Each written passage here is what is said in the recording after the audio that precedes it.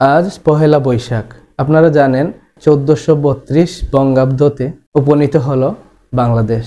এই দিনটি বাঙালির জন্য অনেক গর্বের, ঐতিহ্যের এবং এই দিনটি বাঙালিরা খুব উৎসব মুখর পরিবেশে পালন করে। সারা দেশের ন্যায় মেঘনায় কিভাবে পালন করা হয়েছে আজকের পহেলা বৈশাখের এই দিনটি, চলুন আংশিক কিছু চিত্র নিয়ে আপনাদের সামনে তুলে ধরি।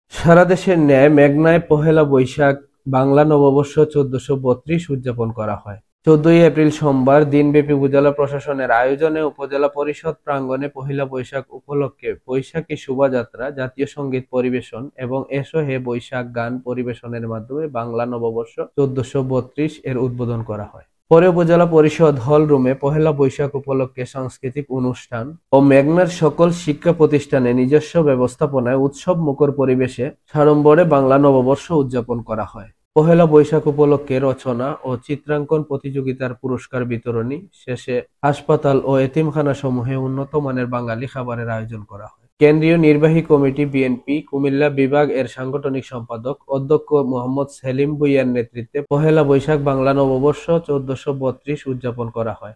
এদিকে উপজেলা বিএনপির সাবেক সভাপতি রমিজউদ্দিন লন্ডনের উদ্যোগে পহেলা বৈশাখ বাংলা নববর্ষ উদযাপন করা হয়। রাধানগর ইউনিয়ন চেয়ারম্যান মজিবুর রহমান মজিব এর নেতৃত্বে পহেলা বৈশাখ বাংলা নববর্ষ উদযাপন করা হয়। লুটেরচর ইউনিয়ন চেয়ারম্যান মোহাম্মদ মোজাম্মল হাউদ এর নেতৃত্বে পহেলা বৈশাখ বাংলা নববর্ষ উদযাপন করা হয়।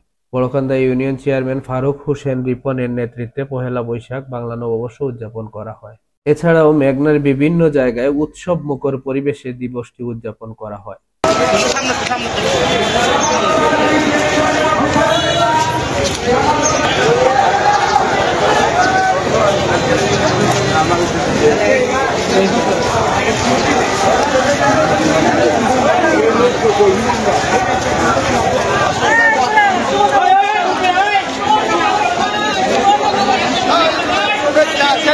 সেলিম ভাই